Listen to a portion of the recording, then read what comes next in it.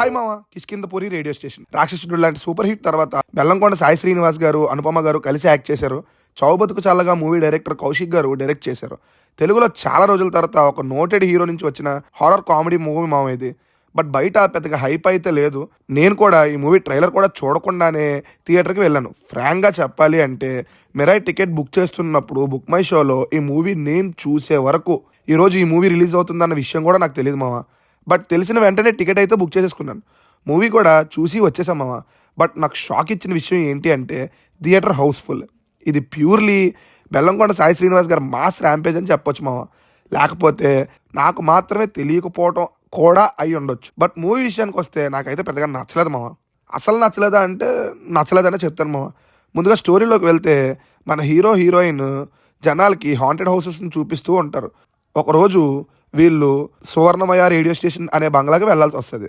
వెళ్ళిన తర్వాత ఏం జరిగింది, సువర్ణమయ ప్యాలెస్లో ఉన్న దెయ్యం ఎవరు, ఆ దెయ్యం బ్యాక్ స్టోరీ ఏంటి అనేది remaining story.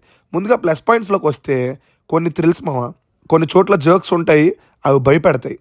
Next cinema length 2 hours ఉంది, అది ఇంకా మంచి ప్లస్ పాయింట్ మా సినిమాకి. నెక్స్ట్ పర్ఫార్మెన్స్లు అందరివి బాగున్నాయి.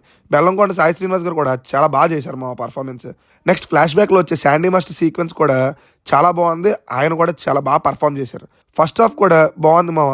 నెక్స్ట్ టెక్నికల్గా సినిమా చాలా బాగుంది మామ. కెమెరా వర్క్ కానీ, ఎడిటింగ్ కానీ, బీజిఎం కానీ పర్లేదు బాగున్నాయి. నెక్స్ట్ ఎస్ఎఫ్ఎక్స్ చాలా చోట్ల భయపడడం అంటే వాటి వల్లే.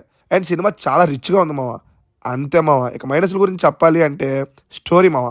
అసలు దీన్ని మైనస్గా చెప్పకూడదు, ఎందుకంటే ఏ హారర్ సినిమా అయినా ఇదే టైప్ స్టోరీ ఉంటుంది. బట్ మనం ఎన్నో సినిమాల్లో చూసినట్టు టిపికల్ హారర్ టెంప్లెట్ ఇందులో కూడా ఉండడం వల్ల స్టోరీని నెగిటివ్గా చెప్పాల్సి వస్తుంది. దాన్ని డిజైన్ చేసిన విధానం కూడా టూ ప్రెడిక్టబుల్గా ఉంటుంది మామ. చాలా చోట్ల కాంచనా సిరీస్లో వచ్చిన గంగా మూవీ చూస్తున్న ఫీల్ అయితే వచ్చింది నాకు. నెక్స్ట్ ఫస్ట్ 20 minutes అస్సలు ఎక్కలేదు మామ. నాకు హారర్ సినిమా వెళ్ళిన నాకు టిపికల్ మాస్ మసాలా సినిమా చూసానేమో అనిపించింది. నెక్స్ట్ సెకండ్ హాఫ్ చాలా తక్కువ రన్ టైమే, బట్ చాలాసేపు చూస్తున్నట్టు సాగదీశారేమో అనిపించింది.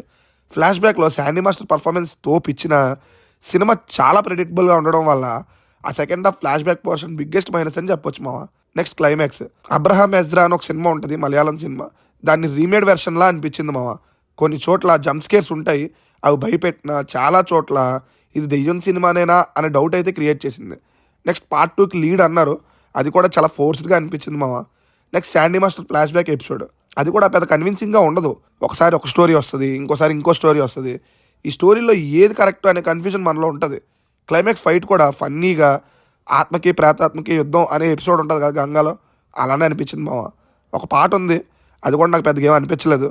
చైతన్ భరద్వాజ్ గారు ముందు సాంగ్స్ లాగే అనిపించింది నాకు.